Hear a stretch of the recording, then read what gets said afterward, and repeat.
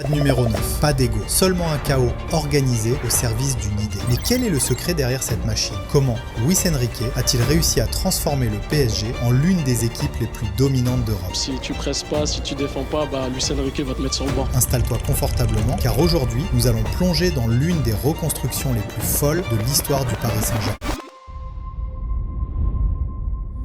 Petite parenthèse avant de commencer, YouTube m'indique que 94% d'entre vous regardent mes vidéos sans être abonnés. Imaginez où pourrait aller cette chaîne si seulement une partie d'entre vous cliquait sur le bouton s'abonner. Alors si vous aimez le football et les analyses approfondies, abonnez-vous maintenant. Ça ne prend qu'une seconde, mais pour la chaîne, ça change tout. Vous pouvez même scanner le QR code affiché à l'écran pour vous abonner instantanément. Merci pour votre soutien.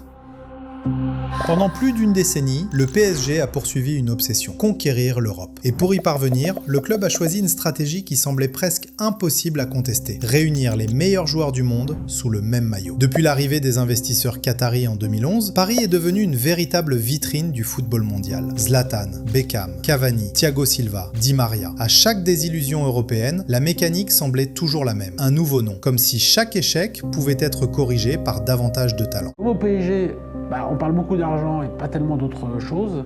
Quand ça va mal, il reste plus rien si ce n'est l'argent. Mais l'argent, ça suffit pas pour faire du foot.